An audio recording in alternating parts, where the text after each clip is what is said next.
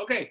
Um, okay. I wanted to talk to everybody about goal setting and why it's important when you're trying to run a business and trying to do anything in life, really. And some of the obstacles that you're going to face and how to overcome those obstacles in reaching your goals. Um, during during my short lifetime, I've had many goals. I've succeeded in many goals, and I've ran into plenty of obstacles and had to reroute around them and figure a lot of it out on my own as I went. So to start off, I just want to say, we all set goals, whether we realize it or not. Think of like back to high school. We had a goal of graduating high school and getting that diploma, walking across that stage. Why we did it, it may be because our parents made us. It may be because we just wanted to. It may be because nobody in your family graduated and you'd be the first one. Yeah, I mean, everybody has their reasons why they graduated high school, but graduating high school and the end result is what kept you getting out of bed early in the morning, getting yourself on the bus or in your car to drive to school. We all had to have some kind of motivation to do that. So that's just a simple goal that I'm sure we've all set in our life. We've also got family goals and obstacles. The first goal, finding a spouse. Everybody wants to find a spouse and start a family. That's a goal. To reach that goal, you got to go out, you got to date. You date good people, you date bad people. You have obstacles where, somebody treats you wrong and then you don't know what to do when that happens, but you push through it. And why do you do that? Why do you continue dating, and why do you continue putting yourselves in situations you normally wouldn't? It's because in the end result, you'd love to have a spouse and start a family. So those are just some common goals that almost everybody shares. And then I'm going to go into a little bit of my story and some of the goals and obstacles that I've faced and overcame and how I did it and why I did it. We'll start after high school. After I graduated, I wasn't real sure what I wanted to do in life. My dad was a diesel engine mechanic, and I had an opportunity to take over a business that he owned. And I worked with him for a little bit, and I realized that that's not what I wanted to do. I was a lot of hard labor, and I respect everybody that does it. It just wasn't what I wanted to do. So I got to a point where I didn't know what I wanted to do. So I figured the best way to do that was join the military and get some experience, from other people all over. So I joined the Navy. When I joined the Navy, I didn't want to join and just be a regular Navy person on a boat. I wanted to do something special. So I signed up to be a SWCC, which is Special Warfare Combatant Craft Crewman, which is a special operations deal. And just to get in, before you even go to boot camp, there's a lot of physical activity, a lot of tests you have to take and pass, a lot of screening before you're even accepted into the program. I had never been physical in my entire life at all. I never was a big sport person in high school, so sports just wasn't my thing, and fitness wasn't my thing. So I had to learn to do things real quick. So I did, and I passed all that stuff, and I got accepted to the program and went to boot camp. Now, during this time, I noticed doing all this running I had to do that my legs felt funny. They kind of hurt, and everybody told me they were shin splints. So I said, okay, I'm a new runner. I'll accept that. They're shin splints. Went through boot camp. After boot camp, there's this preliminary thing you have to do, any kind of special forces people, and it's a couple months. And basically your daily job is to work out. And you have other recruits that are in boot camp, and you work out with them and teach them different exercises and stuff. Well, I noticed my legs were getting worse and worse. So I finally gave in and went to the doctor, and they told me that I had stress fractures. If you're not familiar, in a nutshell, they're just little tiny splinter fractures in your bones in your legs. So they basically told me that I shouldn't be in special operations because of the physical activity, and I might further injure myself. So my goal for becoming a SWCC person in the Navy was shot down at that point. So I thought to myself, now what do I do? Do I give up? What am I going to tell my family, my friends, everybody that I told when I left that that's what I was going to do? I was going to go be this person And now I've got to explain to all these people why I'm not and why I wasn't good enough to be there. That's the first time in my life that I had a huge impact on a goal, I guess, that I really wanted. And I got really depressed. I was stuck where I was in Great Lakes, Illinois for a little while, pending, deciding what I was going to do. And my daily job to work out became, I don't care. I started smoking cigarettes, believe it or not. I didn't care about my fitness. I thought, you know what, I'll go back to my roots. I'll be a mechanic in the Navy and ride on a ship everywhere. So while I was in my dorm room one night, I plugged in a movie, and it was Rocky. So those of you that watched the video that I sent out earlier today, that one part of the movie completely changed me and motivated me. And I said, you know what? I said, I've got to get up. I've got to go in here. I've got to work out. I've got to do whatever I physically can without further injuring myself and find something else to do. I mean, the military is not something you can just jump out of because it didn't go your way. You're stuck. So after I watched that video, my whole demeanor on life and everything changed. So I started looking into things. Long story short, I was able to go into the rescue swimmer program. So I went to rescue swimmer school in Florida. I passed. I did all that, but I also noticed through rescue swimmer school, my legs continued to get worse and worse. After rescue swimmer school, everybody has to be seen by a flight medical doctor who clears you for what they call a flight physical. It means you're physically able to fly and be in an aircraft. I'd already passed it once or twice, several times, and done some things. Then the flight medic told me that he couldn't pass me on a flight physical because my legs were too bad, and basically told me I would never be allowed to fly in the Navy. So there I found myself again, asking myself, now what? Do I give up? I couldn't give up. So I thought again, and I had an option at the time to get a medical discharge due to my injury was so bad there wasn't a whole lot I could do at the time. So that's what happened. I got a medical discharge and I got out. So there I was again at home, not knowing what I wanted to do with life. So I said, you know what? The closest thing to the military would be police work. So I said, to me, the best police agency in the state of Texas anyways, I thought was DPS. I said, they carry themselves well. They're very professional. I want to be a part of that team. So I went to a recruiter. I needed college credits and I needed corrections experience, so working in a jail or a prison. I immediately enrolled in college. I immediately went to work for a prison. I did that for 1.5 years, got everything I needed.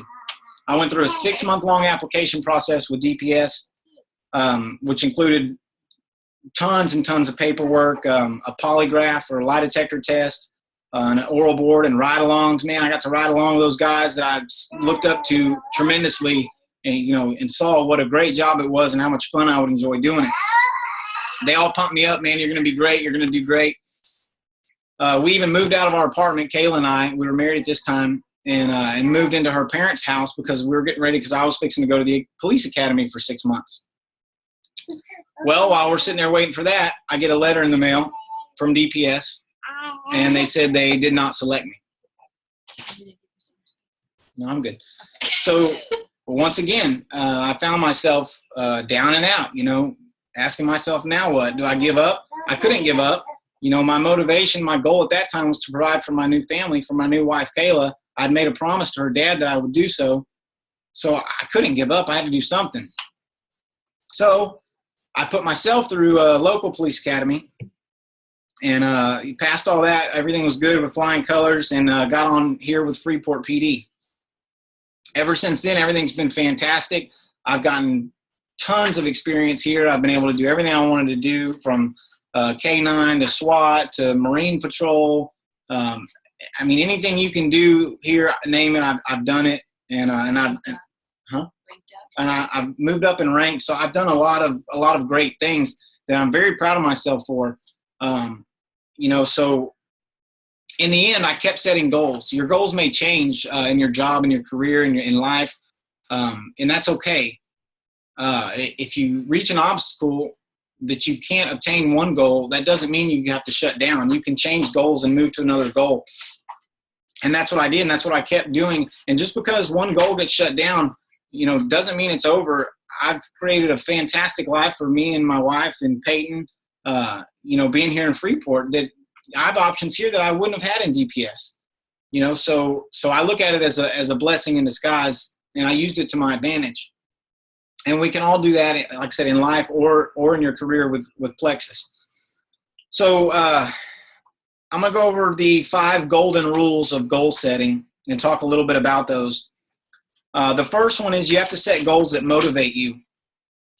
So whatever goals you set for yourself, they have to be motivating. They have to be ones that make you get up and want to achieve that goal. There's got to be an underlying cause underneath there that makes you do what you do. And make sure they're important to you, because motivation is the key to achieving all goals. You have to be motivated to do it. The second rule is set SMART goals. When I say SMART, it's an acronym. The S stands for specific, which means you have to have clear and well-defined goals. You have to know exactly what goal you're setting. It can't be, kind of a semi, I want to do this. No, you need to set it specifically so so it's well-defined. The M stands for measurable. You have to be able to measure your success through your goals. So, for example, if next month your goal is to get more recruits underneath you for Plexus, don't make your goal to get more recruits. Make it to get 3 more recruits or 4 more or 2 more, however much you want it to be, but put a number to it.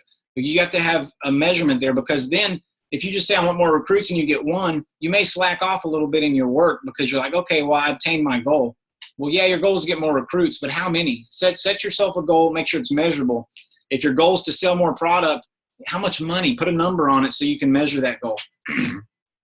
The A for SMART stands for attainable.